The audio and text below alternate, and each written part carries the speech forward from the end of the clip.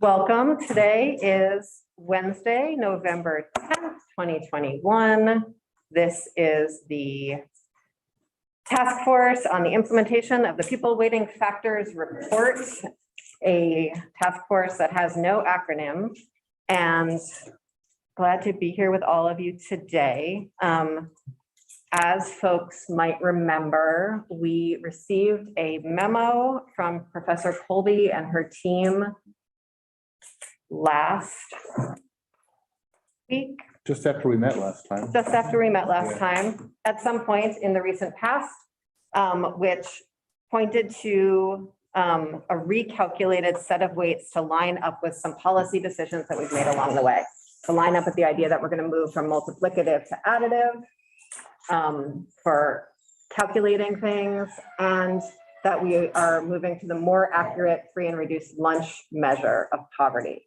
And so those recalculated weights that we saw in the memo, as well as a few more policy implications, form the basis for the conversation that we are going to have today to finally look at some numbers about some of the policy decisions that we've made and how they would play out for tax rates and budgets across districts. We are going to hear from Brad James to take us through some of those numbers, and then later on we will hear from Deb Brighton to talk about the implications of those numbers. I don't have a break on the agenda, but I'm going to do my very best for us to take one around 10:30. If I forget, I would super appreciate someone reminding me, because I think we all think better when we take breaks. Any questions, anything I forgot before we jump in? Great. Then without further ado, Brad. Oh. I like the ado. Good morning, Brad James, Agency of Education. I'll leave that off for time because I don't think I need, just in case. So Representative Kornheiser kind of gave a quick overview of where we stand. I thought I would do the same. Before I get into kind of where we stand and what we're using and why we're using it, I just want to remind people some of the things that we talked about last time when I was sitting in this chair in the other room, about how the different factors impact things. The more factors you have, whether people have that factor in their weight or not, how it impacts it. I use a simple example of just using secondary grades and sparsity. And I just want people to remember that, go back to that, kind of remember that when you add in a second weight like sparsity, it changed the picture. So if you add in a third weight, that changes the picture. You add in a fourth weight, it changes the picture. And if districts don't have those weights, then the term, I guess, for lack of a better term, it's an adverse effect on them. Their equalized pupil count doesn't go up because they don't have that weight. So I just want people to remember that, because that's some of the things that explain what you're seeing, what you're going to be seeing and hearing. So the documents that were, should I tell people the documents, or are you going to tell people? No, in the documents. Thank you. Okay, so the major document that Brad's gonna be talking about is called draft weighting table, and it's under Brad's name. Okay. I'm not there yet. Okay. Okay. Great. I still want to talk a little bit about where we are. As Representative Kornheiser said, there were some questions that the committee had and back and forth with the staff and with the study. Professor Colby group and her group doing the work, they recalculated. So where we are now is we are now at the school level run. Okay, after long conversations, that was the best place to be, because the data are more statistically valid at the school level. There are more observations. There are the free and reduced lunch counts fit better than the DCF counts that we use at the district level. Some of those are not statistically valid. There have been governance changes which have not shown so much at the school as at the district level since then, because in FY20 we had maybe another 8 or 9 districts that changed or something like that.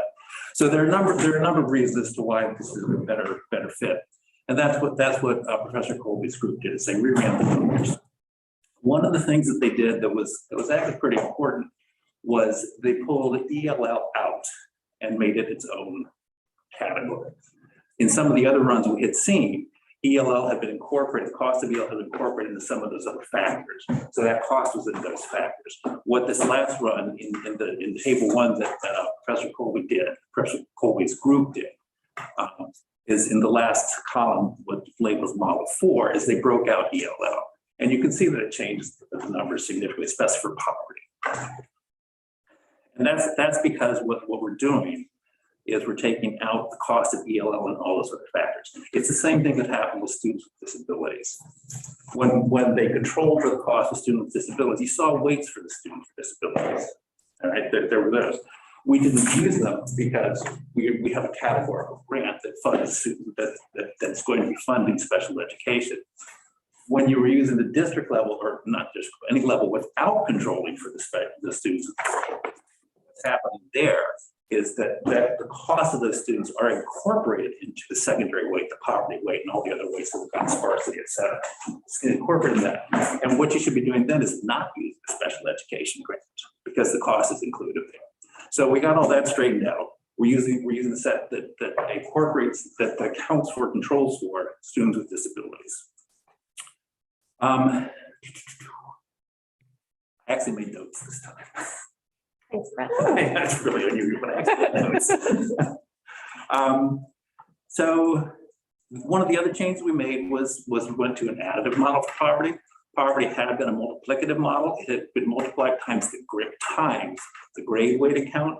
That's no longer done. It's now its own count, and it's just added in like all the others have been. Additionally, what will look fun to people who aren't as familiar with this is that the grade weights themselves, instead of being for what have been, I have to find them on here. Of course, what had been like 1.21 or something like that, or 1.31, I don't know what the number was exactly. For middle school is now 0.31. It's at 0.36, pardon me. So instead of seeing it as 1.36, we're now seeing it as 0.36. It's the same thing, but instead of multiplying by 1.3, we're using it at 0.36 and adding it to the long-term added ADM.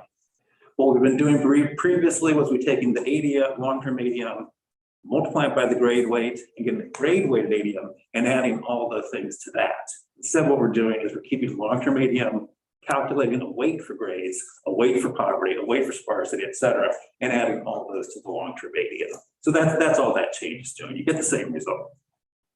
Brad? Yes. I've gotten a lot of questions about this idea of sort of setting the weight to 0 versus setting the weight to 1. And I just want to pause for a minute to make sure there are no questions on that shift. And I just want to confirm that essentially it's because we changed the way we do the math, it has the same impact when it's set to 0 now as it did when it was set to 1. That's correct. We're adding instead of multiplying. That's correct. Okay. It's internally, there are a few changes in how I do things a little bit differently, but you get the exact same results. Thank you.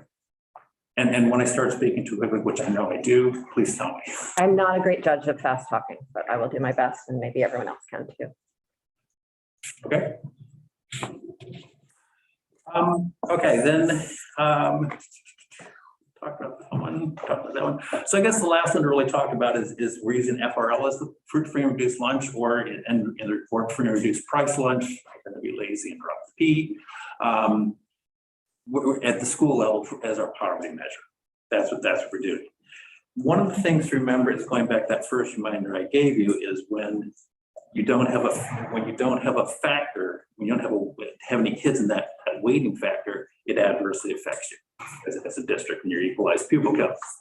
So now what we're doing is we are now looking at free and reduced lunch counts at the school level. And the decisions that we've talked about and we've worked on in the background, which is subject to change, obviously, but what we've done in the background in the numbers you're going to see, what that's doing is that is keeping the count at the school level. And then from that school, we're aggregating that up to the operating school district. And then we're taking it from there. Whereas before, what we have been doing was we've been taking whatever the poverty measure had been that we were using at the time and talking about at the time, at the district of residence where the kids were from, not where they were going to school. So if you're a tuitioning town over here, The old way we had done it was you got the FRL count and that went into your equalized pupil count. What's happening now is this school district tuitions their kids to this school over here in another school district. The FRL count stays here and gets aggregated up to their equalized pupil count, because that's where the cost is. That was the decision we were making behind the scenes, is how to move forward. So that's where we are. Again, that's your decision. That's where we are. So what that will do is, if you have a school district that tuitions everybody and you have a high poverty count that lives in that school district, they're not going to get anything. Going back to what I initially said was, not having any weights or not having kids at a certain weight can adversely affect the counts. And when you say they're not going to get anything from that, the kids would still get the additional education spending on them at the school where they go. Yes, that's correct. There wouldn't be a tax benefit in it. That's right. When I'm saying that, I'm talking in terms of the school district, which is, kind of where my focus is in terms of how things are working. But yes, you're quite correct. The kids are still getting the benefit of the dollars, because that's what they are. But the tax rate of the sending school is affected. Yes, yes. They would not get a higher equalized pupil count, which would lower their tax rate. That's correct. And is this is true when districts are tuitioning to public schools, but when a district is tuitioning to an independent school, where does the weight sit? Thank you. Good question. I'd forgotten to bring that up. What I just said is true for when they're going to a public school. When they're going to an approved independent school in Vermont, then it goes back to the district of residence where they're sending. And so it's going up there. So students down in Representative James' area who are going to Burn, those counts are going back to the sending school districts, the resident school districts. But in a situation up in like Georgia, where most of the kids are coming down to the islands, most of the kids are coming down to South Burlington, those counts will go down to South Burlington or Burlington, wherever they're going, a public school. Just to clarify, this is a bit of a departure from what we had been, when we had previously been talking about district level versus school level weights. This is sort of using a district level weight per what we talked about, but really it's derived at the school level, which Professor Colby's study and follow-ups has said is more statistically valid, right? So Am I saying that correctly? yeah, so the math is done at the school level, but then the tax rate implications are at the district level. That's correct. And so that's one of the things I spoke with Professor Colby was, is this the right way to go about it? And she said, yes. You do the calculations at the school level, so that's where you get the counts from, but you aggregate it up to the district level, and that's where you apply the weights. It just happens to be not the resident, but now the operating for property. Hey, Brad, I thought I heard you say that if a school district tuitions a kid to a public school, that the weights go to the school district where the kid is being educated? The poverty weight, yes.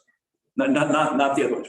I probably wasn't clear, but this last tirade here has really been just about poverty that we're talking about. The poverty weight is at the school level. So we then aggregate those counts at the school level up to the operating school district. So if you're Granville Hancock, you don't operate a school. Right. Your kids are going to probably Rochester. They go to other places too, probably Rochester.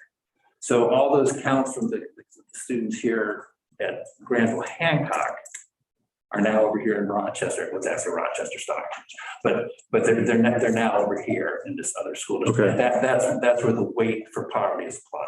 Okay, and that's current law. Yeah. Okay. Well, no. This is Okay, that's what I want to make sure. Okay. That's current. Okay, gotcha. Current law, different poverty measure, I should say, Yeah. is from DCF. The kids. Right. Those kids counts. Those go back to the district of residence. So if we were doing current law, those kids here for FRL from Granville Hancock would be counted over here for poverty, whereas in what we're talking about right now, Yeah. they're in the Rochester Stockbridge area. Okay.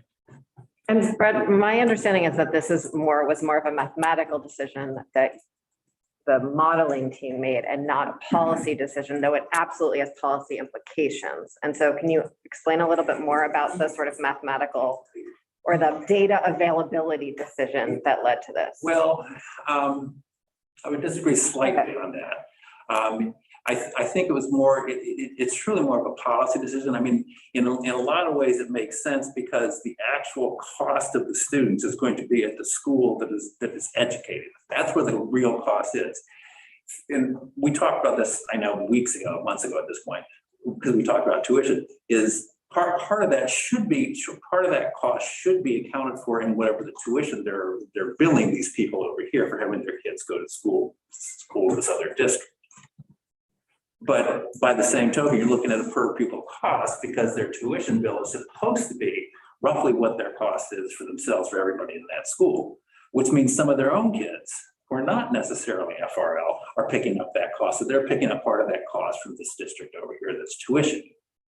And so one of the discussions that we had in the background, which we were kind of modeling through at this point, was saying, well, because the cost is really at that school where the kids are being educated, the operating school, then that district is bearing the brunt of the cost probably. And so that's where we're putting that additional weight is at that district. Whereas over here, they're getting the tuition bill still from over here, whatever it happens to be, that includes that cost. And so it's just getting moved over to here. Thank you for that explanation, because this underscores the whole concept that the basis of the study is supposed to be that there are certain types of students that are more expensive to educate, and that the schools that are actually educating them should be getting the benefit of the weight.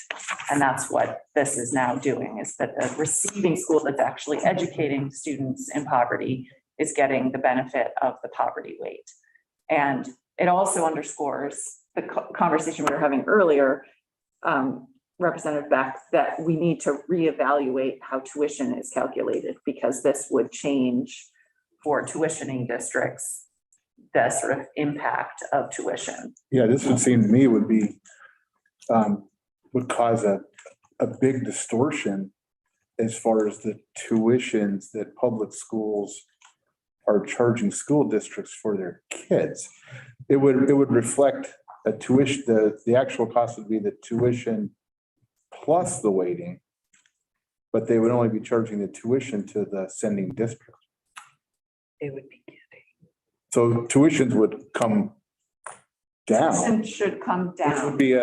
would be the delta between the tuition and the actual cost to educate would become greater, which would seem to make the whole thing of average now tuition even more problematic, but. That would be assuming that the numbers of tuitioning students entering a school district were significant. In many cases, as the example that Brad gave, those numbers in fact aren't significant. But again, in some cases They are, yeah. It's hard to say what people are going to do. I mean, again, it's one of the conversations that we had a couple months ago, month and a half ago, was about tuition, how districts come up with that. And, they're trying to come up with their actual cost per pupil. That's what they're going to charge people out here. But it's a per pupil basis, not per equalized pupil basis. Right. So there's a bit of a disconnect there, which is getting to the weights. So I am trying to think this through quickly, which is not always the best idea. But I think that theoretically, it shouldn't really change the tuition piece too much, because the cost is still at that school. That District B is incurring. They still have the same number of kids, not equalized kids, not tax rate, but the same number of equalized kids, or the same number of pupils enrolled. And so that cost per student shouldn't really be changing based on what we're talking about here. Kind of the next level up, I think. But I agree, the cost per student, I mean, kids cost what they cost to educate, right? But if you're talking about they would be subsidizing the tuition with the weighting. In terms of that, yes, I think you're right. I mean, in my neck of the woods, I have a public high school. I think I think over half of their kids are tuitioning into that school. I think over half of their kids are tuitioning into that school, Danville High School. Yeah, it could be. And again, I'd have to look and see. Okay. But I think that's a policy question that you guys need to wrestle with is do you want to have it at the school where the costs really are or at the school district where the kids are from? But what we're talking about here right now is at the school that's incurring the cost aggregated up to that operating school district, not where the kids are from. And I think we'll see some of the impact of this already when we look at the numbers. Can you also remind us about the difference in terms of scale between free and reduced lunch numbers and SNAP numbers?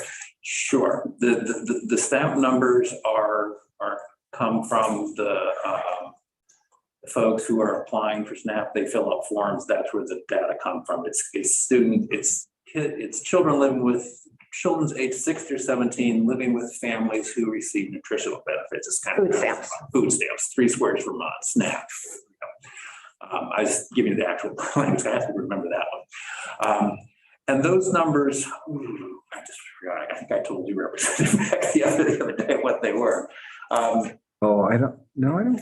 Yeah, a rough estimate. I think I want to say. Look it up. Oh, I think maybe the number. I think you said there were. Right now, I think you said right now we identify. I think it was 14,000. That's what I was thinking. Around 14, 15 right now on average, right now. Yeah. And that number has actually been coming down over time in the last 5 or 6 years. When we're looking at FRL counts now, again, those are, however they're counting that. And these are the counts that we report to the federal government. They're slightly different than what Rosie was talking to you guys about 2 months ago, where if a school has over 40% of kids being FRL, they get additional counts in there. That's not what these numbers are. These are actual counts who's signed up, no estimation in there, just what's signed up, what we know, going to the federal government. It's about 31,000. So it's about double in terms of the numbers. By going to FRL and say SNAP. Thanks.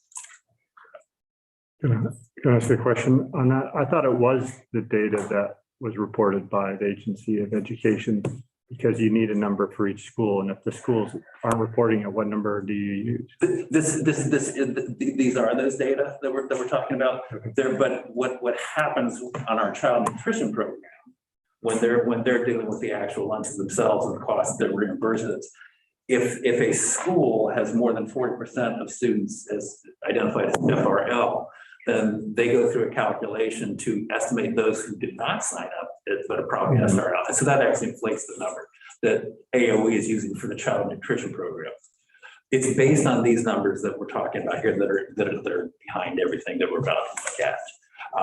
And so those numbers do come from the school. It's however Rosie's group, the child nutrition group, does it and pulls those numbers in. Those are the data that they in turn use for, and do other things with. But those are the data that we also send to the US Fed, the federal government, US Ed, for reporting purposes of what we're doing. That report that they do every year would be the report that we would use for this.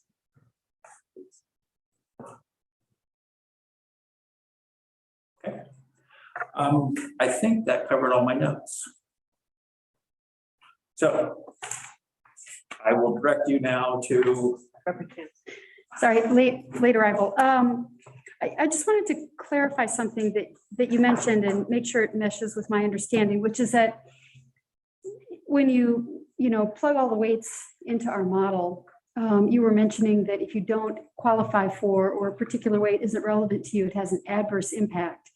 And how I just want to make sure that how I'm thinking of it is correct, that it's not an adverse impact. You simply don't get the benefit. Right. Yes. Right. So that's a better way to. It's not like it counts against you and drags your equalized pupil count down. It's just that doesn't apply, so you don't get that weight. Yes, that's a better way to put it. Actually, it does drive your equalized pupil count down because everything's relative. Mhm. And when other districts get a higher weight of the count relative to the number of equalized pupils goes down. And so you're gonna see that in the numbers. Magic of the equalization. If I could jump in at that Yes, point, please. just for a second. If you go back to that simplistic model I had, when we first talked about just the grade weight, it was pretty understandable because it's one weight. Okay, you could see it. And if you had more kids in the state than an average, you got to bump up because you had more secondary kids. If you had less, you got bumped down. Okay, So in that sense, you can think of it as being adverse or not beneficial. However, my terminology is not always the best. When we add in that second weight, that sparsity weight, that changed the picture whether they had it or not. Because I think one of the examples I gave was somebody who was doing well on the secondary side, singly only secondary, but they had no sparsity. And so that dropped their count. Yeah. Okay. And again, what you're doing now is you're compounding that factor, and it gets mathematically, it's confusing as to what the real state average is that you're comparing your numbers to. But that's really what's happening in the background. And again, the more factors you throw in there, the more confusing it gets in terms of mathematics. I mean, somebody smarter than me can probably figure it out, but I haven't yet. I can do the calculation, but coming up and saying it's going to be this way is different. But so it's, I mean, I think it's terminology, and mine is not always the best. I'll leave it at that. Thanks. Go ahead. Okay. All right, then I guess it's time to see where the rubber hits the road. Okay. Do you want to go over that table? I'm sorry, but you had a table. Did you want to do that first? Or is that your table? We can do that. It just shows what. We do have a table. Thank you. No, this is not my table. What I could easily. Oh, okay, That's sorry. fine. This first table, excuse me, I'm not certain what it's called in there, and It's called the weight comparison the table. weight comparison table. Okay. Yes, Yeah. that's what it says draft. It's nice. Okay. So what this is just kind of showing how the weights are changed based on what we've been working on. The first one is students in poverty. The current weight was 0.25, and that was using the food stamp count from DCF. We are now using free and reduced price lunches at the school level. The weight is now 1.03 based on Professor Colby's reworking of the data. And again, that took ELL out of the numerator, now of the equation entirely. Grade ranges for 9 through 12. Again, now this goes back to, are we talking about centered on one, or are we talking about setting it based on one, or setting it based on zero? Sometimes saying center confuses people, including me. Enrollments in grades K-12 or 9-12, pardon me. Current law is 1.13. The proposed weight is 0.39. To make them equivalent, you would say either 0.13, 0.39, or 1.13, 1.3, and that's what they equivalent. They're not that significantly different, but the proposed weight is higher. Same holds for grades 6-8. There was not a weight for that. They were part of secondary. So that should actually say 1.13 for 7th grade. Okay, so in current law, the secondary weight is 1.13, but it's for grades 7 through 12. That's current law. The report broke it out as middle school level, which is grades 6 through 8, and they're saying that's an additional 0.36, or again, to make it equivalent to current law, 1.36.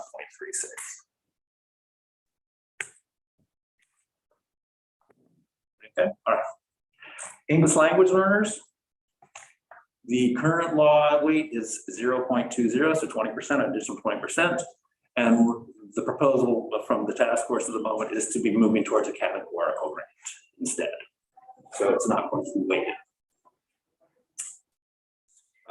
Brad, did Professor Colby, you said she did include this and we're going to look at that later, or she did not include it? ELL. Did you see her memo that had her table 1 on it? Okay. Okay. If you have that, I can hand mine quickly. And I'll refer you to column 4. We'll look at the number quickly first. Column 4 is the column that we're talking about, this labeled model 4 in table 1 of her memo. What that did is that broke out poverty, that broke out ELO in its own category, which had not been done before in the other three mods out there. It was incorporated in the other one.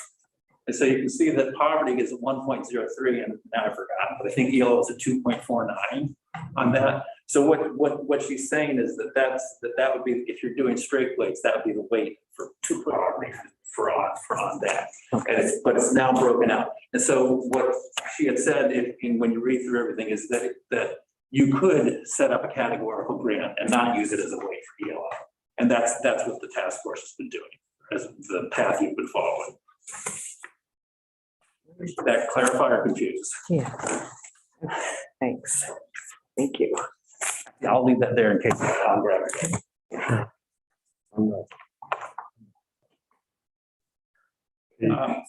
Down here under featured resources. Remember. All right. So then now we're jumping down to small schools. Under the current law, there's no weight for small schools. It's not taken into consideration the equalized pupil calculation. There's a merger support grant now that went in with unifications, but there was a small schools grant too that was based on enrollment. So there was categorical A. Under the proposal now in a school district, or pardon me, in a school district that has a school, or schools plural, with less than 100 kids and a sparsity level of less than 55 people per square mile, there is a weight of 0.21. In a school district that has a school between 100 and 250, or schools, again, plural, and it's still a sparsity factor of 55 people or less, there's a weighting factor of 0.07. So hypothetically, or Brad, let's say you have a K-2 school with 150 kids in it. Do they qualify? Yes. If the sparsity is low enough. So it makes no difference how many grades they're educating? No, it makes no difference how many grades you're educating. Okay, thank you. And then what's happening, Gary, is you're taking those combined enrollments of all the schools or school singular in the district, and that's what it's applied against, is those kids in that schools. But to clarify, you need to be both a sparsely populated district and have one of those small Yes. schools in your sparsely populated district. It's an if-then kind of. Yes. Okay, so, If then statement, yes. so when you say, for example, schools with 100 to 250, that's And right, but schools with 100, 1 to 250, are you talking about the sum of all the schools in the district No. or just a school? a school, individual schools. So if a school district has 10 schools. Yeah. And 3 of them have enrollments between 100 and 250. Yeah. And 2 of those are in a sparse. Well, I guess they don't be a sparse district, because they're in a district. They'd all be sparse, yeah. They don't be sparse. All 3 of those would be counted. All 3 of those schools would be get weighting, but the other 7 would not. That's right. And if one of their other 7 was less than 100, they would get that higher. They would get the higher. Okay, thank you. Brad, is there a situation today where we have schools or districts, however you want to say it, receiving small schools grants whose districts are also receiving merger support grants? No. I'll get one or the other. No. Yeah. If a school district unified and came together, then the merge support grant replaced all of the small schools grants. And they're out of the calculation. They just get the merge support grant. And we have a deep dive on the small schools grant and the merger support grants and the current and the recent changes we made to law and all of that much confusion on next week's agenda. Okay, all right. Did you have that? Yeah, that's what I was Okay. gonna say. It's super confusing. There are different ways that we can go with this. It is a policy decision for us. And just to note that the things that we were talking about, the weights that we were talking about previously did not include a weight for the district, the schools of 100 to 250. Because not all of the weight options had a weight for that. And think for some of us in Vermont, that doesn't sound like a very small school. A 250-person school is actually pretty large by Vermont standards. So there is a question of whether or not we think there should even be a weight for just a school that large. But this is something we're going to dive into more next time. This model includes everything in the memo. And when we dive in next time, just sort of, I think we all pay different quantities of attention to different laws that passed last session. And so a refresher might be helpful because this was one of the things that passed in the final days. All right, then the last set of weights on this chart are for the sparsity, for rural rurality. I tend to call it sparsity. The first one is if you're in a school district that has less than 36 or I can't remember 36 or less, it's either equal to or less than one or the other. 36 or less kids or student people, their population we're talking about. 36 or less people per square mile, then you have a sparsity weight of 0.15. If you're more than 36 people per square mile, but less than 55, then you have a sparsity weight of 0.12. And if you are between 55 and 100 people per square mile, you have a sparsity weight of 0.07.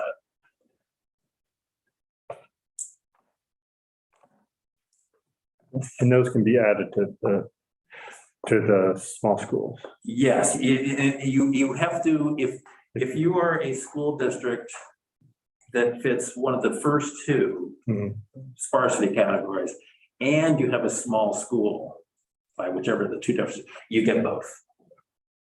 Okay. I think I heard a question before we started about whether it was cumulative or single, and can you answer? Can you clarify that? Yes. So, okay, so let's just talk in terms of sparsity because there are three. That's probably the simplest one to talk about. So I think to see if I reiterate the question correctly, what you're asking. The question I think is, if you are 36 or under, you get the 0.15. If you're 55 to 36 under, you get 0.12. Do you also get 0.15? And the answer is no. You get if you get the category that you fit into. You don't get double up, I guess is the way to look at it. And the same holds true with the small school grid. If you're less than 100 kids, You don't get. then you get the one. If you're between 100 and 250, you get the other one. You don't get them both. Thanks.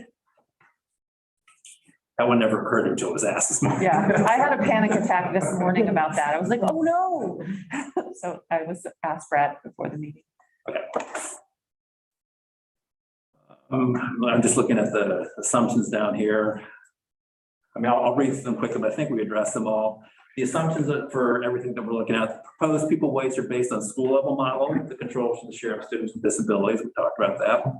The proposed weights are additive rather than multiplicative. Current weights are multiplicative, and we talked about that. Economic disadvantage in the school is measured as the count of students eligible for free and reduced price lunch program. We talked about that.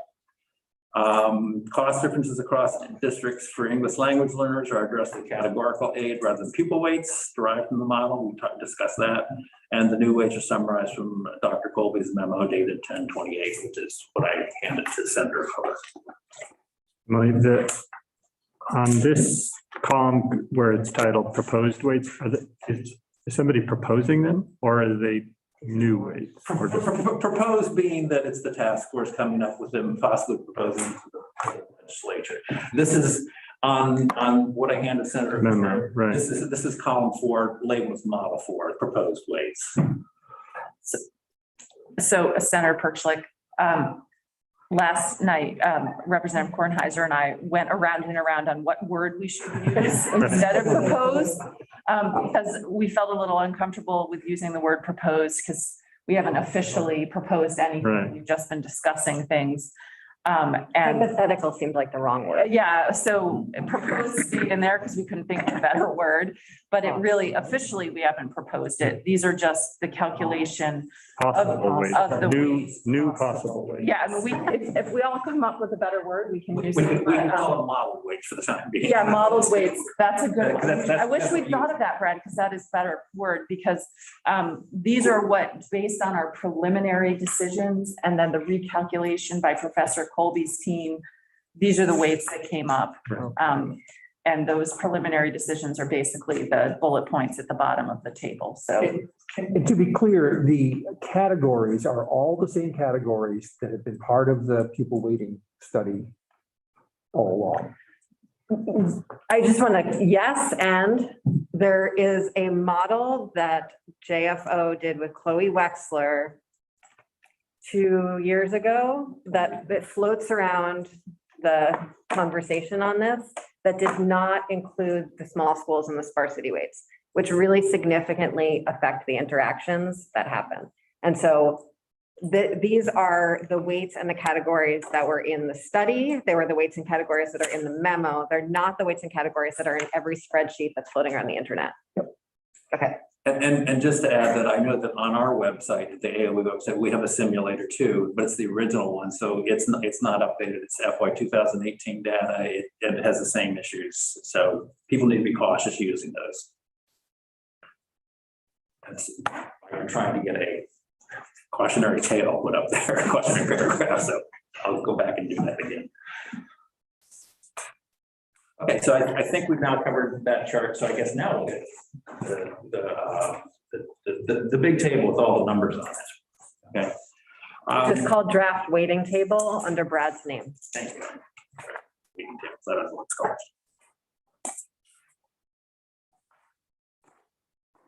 So we're looking at the draft weighting table now for hopefully ease of reference.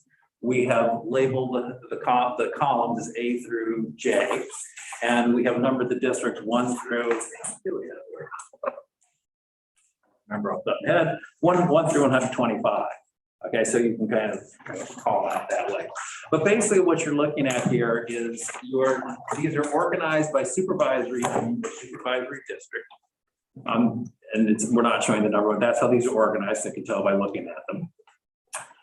So we're starting out with Mount Abe as the first one, then Addison Northwest on the district column.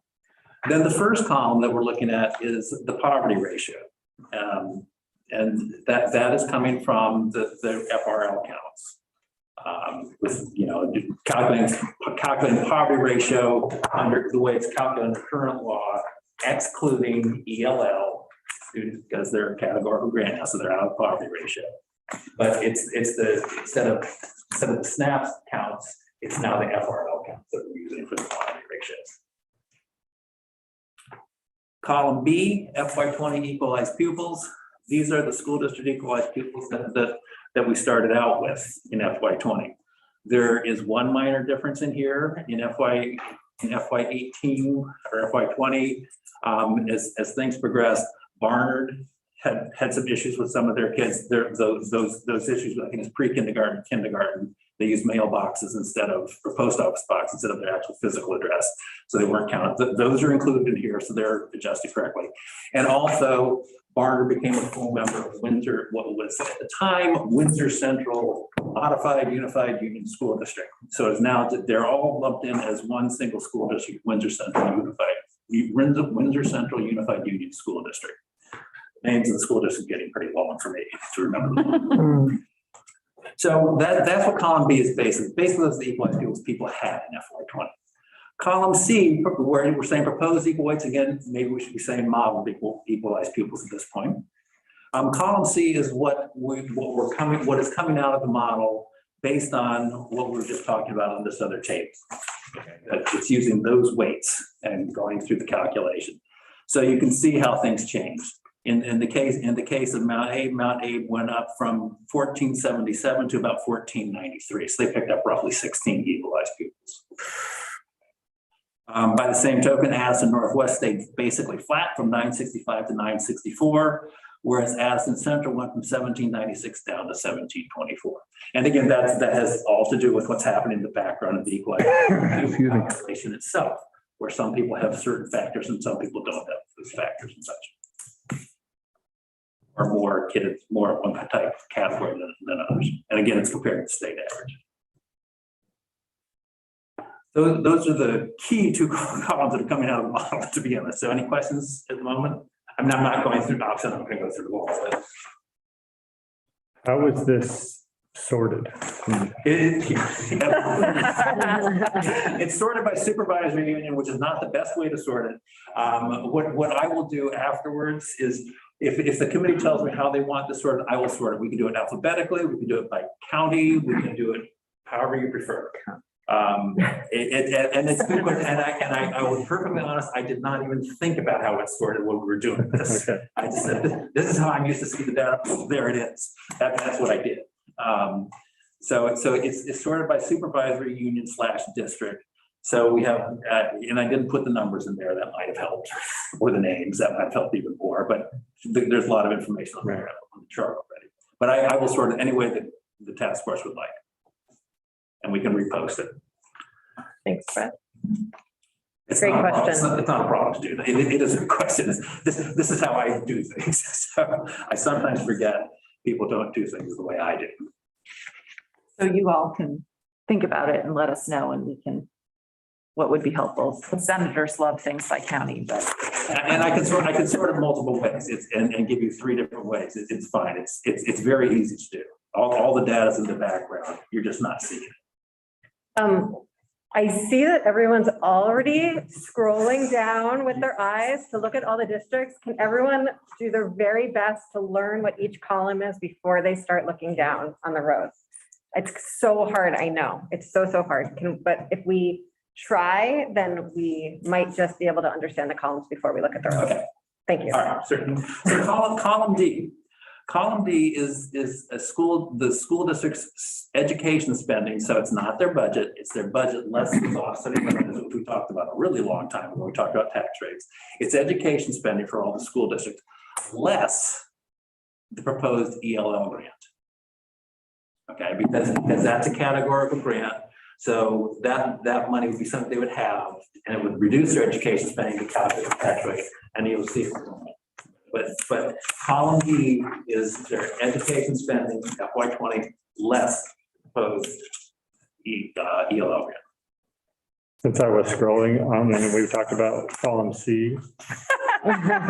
Just did. Yeah, just to clarify, that proposed equalized pupils is just using the words proposed as it was on here, not that it was a proposal. Yeah. So when you see proposed, think model. Okay, for revised model. Think model, or revised models, whatever, yeah. Okay. I'll make a note to myself too. Okay, so I have to ask, if this is going to be a place where we're going to see the spending with ELL included. Not added as a single column, but I can easily do that for you. Okay. There's a column, But we're not there yet. It'll show, okay. So anything else on D? There's the grant proposal, but does that equal what the weight would be? It's a grant, it's not a weight. I know, but But let Brad Okay, explain. go ahead. We can get back to So we're almost there. all right. Okay. So column E then is the estimated change in education spending if you had the same tax rate, but a new equalized pupil count. So basically what it is, it's a back calculation from what your tax rate was in FY20, using the new equalized pupil count that you have, saying this is how much money you could have had to come up with the same tax rate.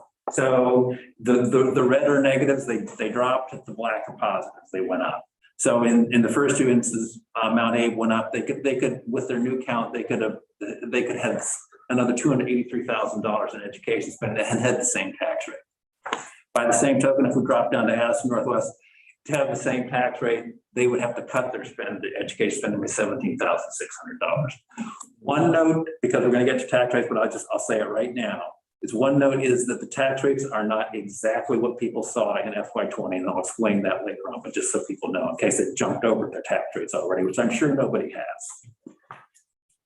And just again, disclaimer, of course, education spending is not going to be the same next year as it was last year. Of course, tax rates are going to change from year to year. Of course, the yield's going to change from all these things are going to be variable from the model. It's just the easiest way to see the impact of the changes.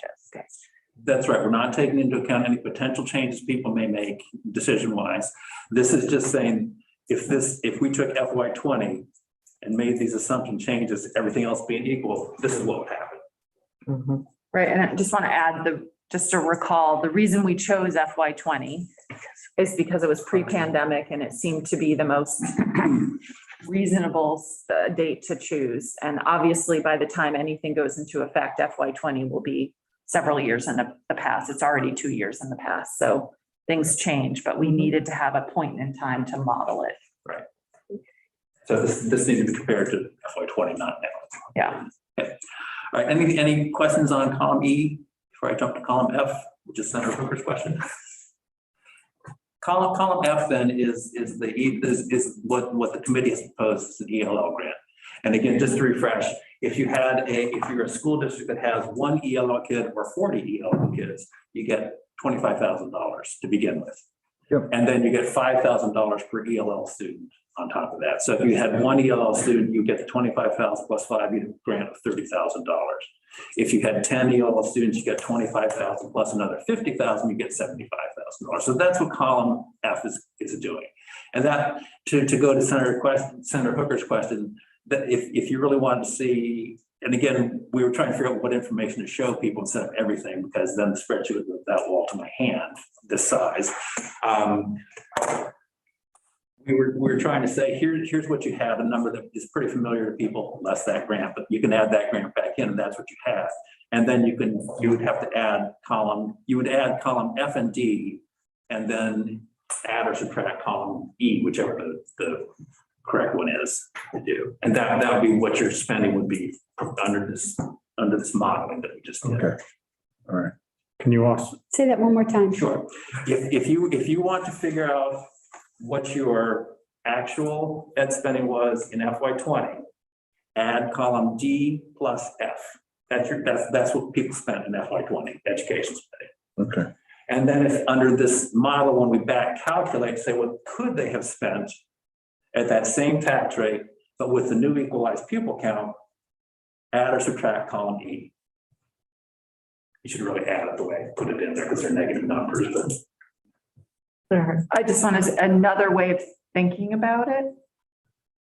Maybe this will confuse things, but if you add E and F together, that's the net effect. Yeah. That's how I think about it. So if you look at Mount Abe, lovely that my districts are the first ones. Thank you, Addison. If you look at Mount Abe, you add the 283.2 plus the 60,000. Right. And that's the sort of added amount they could spend in education spending to keep the same tax rate. Right, and that's probably simple to look at. People appreciated that, I felt like. So, Oh, good, I okay. think different. I was thinking about a budget. not a- does, yeah. does column H include E and F, Brad? we haven't got there yet. We will get there. You're scrolling too far to the right. All right, I'll speed up. How's that? No, you're good, Don't speed up. Okay, so column G, okay, so I think we're set on F, D, E, and F. And again, as Senator Hardy said, looking at F plus E is the net change, which is probably a simpler way to do it. And one less mathematical function to deal with. So G is the FY 20 equalized spending per pupil less the ELL grant. Okay, so it's taking column D and dividing by column B. That's what G is. Okay, so again, those numbers aren't going to be exactly what people had, because what people, if they remember, look at and see, because we backed out the ELL grant from education spending. The G is no ELL included in. Correct. G is no ELL included. And then H is the same thing, no ELL included. But this is what the proposed equalized spending per pupil would be based on the new numbers and constant budget, less. So again, using Mount Abe as the first example, because they're at the top, their spending per pupil actually drops under this proposal because they gain students. Can I just, the whole thing about whether ELL is in or out is actually the way we treat categorical aids just in general. Right. It's not a new calculation that we're doing just for this new grant. It's the way that all categorical aids are currently counted under our formula. Right, they're backed up. They're backed out of equalized spending. I think though, I don't want to put words in Senator Hooker's mouth, but what I had been wondering was, I get that. is that whether we'll have a chance down the road to see what this all looks like if we use the ELO weight. Exactly. So our staff was able to put this together, and we'll see what staff capacity looks like to add another calculation. And we can talk about that later. Totally heard that people are interested in being able to compare. That makes a lot of sense. I think that would be important. Yes. Silent screams coming through my head. Yes. No, it can be done. It will take time, but it can be done. I just need to sit down and do it. But okay, I have a note. So we've talked about column G and H. G is essentially what they had in FY20. H is what they have under the new model with the new equalized pupil count based on this model. Column I and J are now the tax rate comparisons at the school district level. Column I is essentially what the tax rate was in FY20. Now, I mentioned earlier that they're slightly different than what people see, and here's why. In FY20 and currently, and several years before that, Act 46 created tax incentives that reduce the tax rate of school districts that merge voluntarily. And those are incorporated into the FY20 tax rates. The decision was made to back those incentives out so we get a true picture of what's really happening. So in the case of Mount Abe, going from memory, I think that they probably had an offsetting tax rate of maybe 4 cents, possibly 6 cents that year. That was that was put back in. So we were back up. So it was their tax rate plus 4 cents. Okay. What that in turn did, because anybody whose districts had merged had a higher tax rate, that brought more property tax into the education fund. Too much money. Hard to believe, but too much money. So what happened was that Brighton recalculated what the yield should have been using those higher tax rates with no incentives. Okay, and that's the column that you're seeing right here. So it's a different yield without incentives. Yield went from what we used with incentives in 2000, in FY 2000, went from 10,648 to 10,817. So it went up because the higher rates were bringing in more money. Is that kind of clear? It makes sense. Yeah, you're just trying to get apples to apples. Exactly. That's exactly what we're doing. It's trying to get an apples to apples. So that means the tax rates you're seeing are not exactly what people had seen before. And that's why. And so again, this was not policy decisions. This was trying to get apples to apples in the midst of a yield that changes every time we change the assumptions in the model. It's kind of a staff decision, I think. And talking to you guys about it. And then the same concepts are holding for that very last column, which are what the tax rates would have been under the modeling scenario, where again, no Act 46 tax rate incentives and the yield being what she said to bring in the correct amount of money. And the yield in that case went up to, I say 11,127, something like that. So it went higher. Okay, but you can see that's so again, using Mount Abe as the first example, their tax rate had been about $1.65. It's now about $1.50 to $1.59. It went down because they got more students. We go back to that. The rate for Addison Northwest also dropped, and for Addison Central, it went up from roughly $1.62 to about $1.63. That went up. I just want to note as the example for Addison Northwest, it went down, their tax rate went down, not because they got more pupils, because they actually got fewer pupils, but because of the ELL grant. They got an $80,000 ELL grant that's subtracted out of equalized spending, and therefore their spending technically went down. So it's just a different impact, and so it's important to see that. Brad, I see the green lines, which I think means that they would be subject to the excess spending. Yes, good. Thank you I forgot about that. I made the lines lighter green last night because I thought they're pretty dark. When you print out, it's going to be too dark to see. So I made maybe too light. But the light green lines are those school districts that would exceed the FY20 excess spending threshold. So that's counted in here. So if they exceeded it by $100 per kid, that extra $100 goes on the calculation of their tax rate. But that's without exclusions probably, right? I took into. Oh, you did exclusions in there? Yeah, I treated the excess spending threshold exactly the way it is now. Okay, And so that brings to one other note, this is the bottom of this, is Thetford had an issue, it's corrected in here. Okay.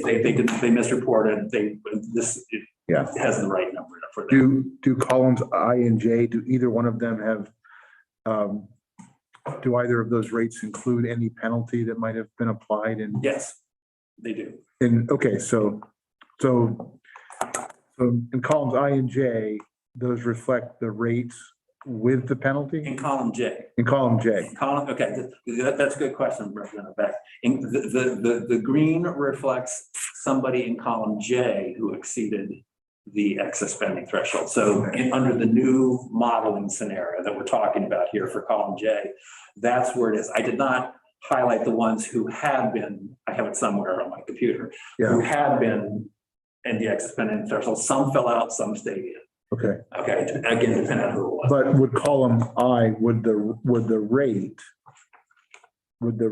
be the rate that a district received that included the penalty? If Yes. it does, Yes, okay. but it's not identified as such by the green. Right, okay. Yes, but yes, you're quite correct. Column I is the FY20 rate.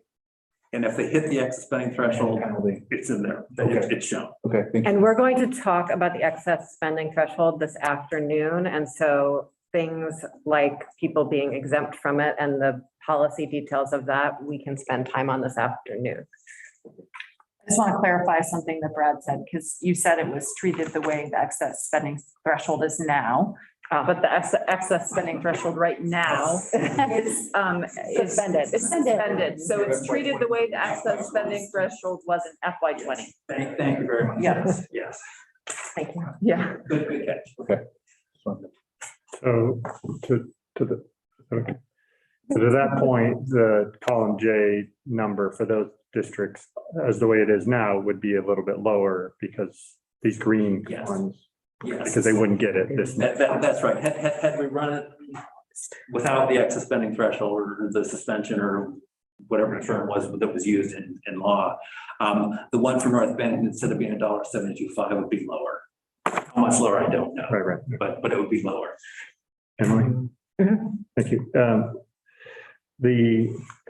Those districts that had the, whatever we called it, the incentive to merge with since we took that out of their tax rate and if you added it back in, would the difference between I and J be the same, or does that impact? What it does is that impacts the yields. And I'm trying to think. Off the top of my head, I don't know whether the difference would be the same or not. I would almost say not. I think percentage-wise, it'd probably be the difference would be the same, but not penny-wise. Right. Because you're dividing by this to get the yield, Right. to get the tax rate, you're dividing by the yield, and it's that percentage change between the yield plus the 2 4 6 cents, whatever it happens. Right. Okay. So I think it would be based on percentage difference. That would be correct, not penny. And Deb's going to be available after we finish going through this. And she might also enjoy hypothesizing about the yield with you. Actually.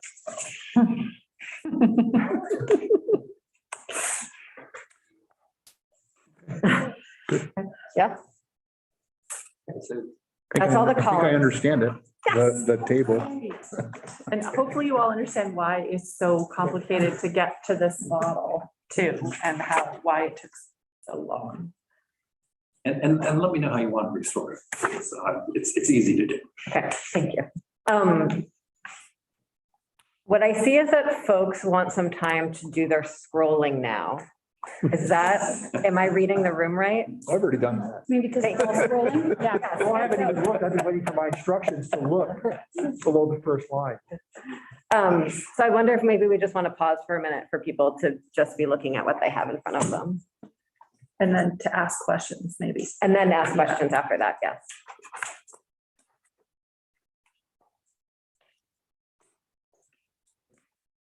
Brad, you're I doing just have a comment, and it's not even a request, but I think it would be really instructive for people.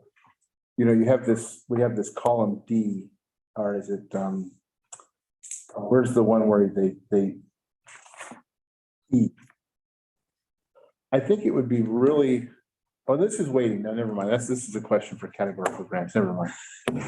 Never mind. But the point I'm just trying is like, I think a lot of people, they're looking at this and they're going, we have tons of poverty. We're going to do awesome.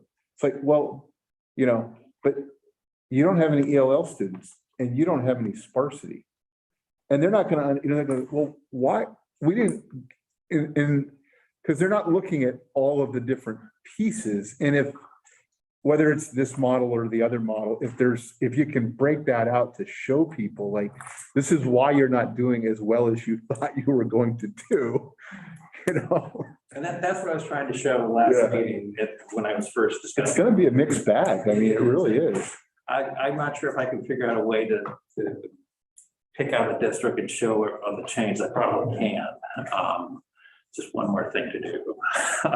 Yeah, it just, but I think people, they're forgetting that there's a lot of different pieces here. They're just focused on the one that is their thing. But a sort of an instructive example for me is that Wyndham Southeast, which is my land. When I looked at Chloe's model that did not include the rurality and sparsity, we gained quite a bit of tax capacity. I'm the And same way. yeah, and in this model where we don't have the sparsity in the small schools, we lose a bit of tax capacity last time I looked. I actually haven't scrolled down yet. And so those interaction effects were where I think there's a lot of surprise in looking at this model because it's really hard to hypothesize what like 16 interactive effects does inside a spreadsheet. Did you have a? No, did I look like I You did. had a question? You have a curious look on your face, so I often think you have a question too. But you're it's just a good- thinking. I'm listening intently and I'm thinking. Senator Prince. Is it possible to get the Excel document so we could just sort it the way we want to? Or is it this, if this isn't really the Excel document, there's a whole bunch of others. This is a PDF from an Excel file. Yeah. That's what this is. So yes. Right, well, I understand that, but I didn't know if the Excel document had a bunch of other stuff, that it would be work to get this. I can easily, I'm trying to remember what the Excel document looks like. I think it's just this one sheet. It is, it's And just and this then one. so what I would add into this, that I know is not in there is I know the SU is not in there, the calendar is not in there, but they're easy to add. I can easily give you that. Sorcia, can you post an Excel file to people to pull down or no? No, but we can email it up. Okay, I can email it right now. I would need to do a little bit of work first. Okay, yeah. Because then we could sort it however we Yes, want. yeah, that's fine. And again, if you're trying to find something, I can probably tell you roughly where it is, because I do have, again, this is how I look at districts by supervisor. I can't find it now. Can you tell me what row Barry is in? Barry is going to be towards the back. They'll be on the third page I'm heading. What's the row? 113. 113. Yeah, 113. Okay, okay, because this is a district that surprised me. So, and I think it's the interaction effects. Absolutely. Yeah. Because they have a fairly high poverty rate. And they don't have that many ELL students for a district their size. No sparsity. But they don't get sparsity, they don't get small schools. So they end up, Very town. Oh, they're now one district, It's all. They're one now, yeah. yeah. So because it's not that high, I 30. think this is a district that's a good example of a district that did, something that I didn't expect because I figured that the poverty would carry into making them have more tax capacity, but they lose tax capacity because they just don't have enough of the other factors that give them more weight. And they're still suffering from rate equity. This doesn't get into rate equity. That is another conversation. It is. I don't think Scott wants to have it though. The, I'll have it whenever. one piece for me that's sort of interesting to think about is it does seem it's the sort of hub towns, for lack of a better term, that tend to be the towns that we expected to increase their tax capacity because of their poverty numbers, that are seeing a reduction in tax capacity because they don't have sparsity weights. And as our state diversifies, especially as we have a lot of refugees settling in those areas, we might see those ELL numbers go up. But again, it's not that that money is now like magical money. All of that money is then spent for kids who need it to get their You education. don't have the Right? expenses, Yeah, right? Yeah. yeah. I mean, the Yeah. theory is that these numbers are supposed to be matching up with the expenses that people experience. But because we equalize, it doesn't necessarily. Which is, I think, something that we will talk to Deb about. Do people have more questions about what they're seeing here on the interaction effects and the numbers? Well, I think it does equalize, but it just, because when you run it through that ratio, it doesn't equalize as much as people hoped it would. But if you didn't run the equalization ratio, what that would do is that would. That would dilute everything, change everything yeah. else. I mean, Yeah, right. it's all tied together. It's all relative, Yeah. yeah. Yeah, a smaller pupil count means a higher yield, a higher pupil count means lower yield. You get the same result generally. And I just want to remind everyone that the way that this works, so if you look at column E, this is the amount of tax capacity that a school district gains. And they can choose what to do with that tax capacity. It could be that they spend the extra money on the students, or it could be that they use that for a reduction in their tax rate. It could be that they increase their, they don't decrease their spending if they have a reduction in tax capacity. And then they have a higher tax rate. So it's not about, this does not necessarily translate into spending this money on the students. And that is something that is really important to remember. Column F, however, does a categorical aid. They have to spend that money on ELL students. And it is not, it is money that they get that they have to spend on ELL students. And that is a big difference between column E and F. And if they don't, that it just gets taken back in a revision. That's that what you're thinking? Presumably, there's some way of getting it back after an audit, because categorical aids are about spending on students. We do that under current law with special ed. basically. Correct. Yeah, okay. Not after this budget year, but past. Senator Huckabee, did you? Any other questions? What we're gonna do is take a 10-minute break, and then we're gonna come back, and Deb Brighton will both sort of share some further reflections on what we're looking at now. And we will hear about the alternative cost equity formula proposal. Does that sound good to folks? Great. Thank you, Brad, You're very welcome. very much. Thank you.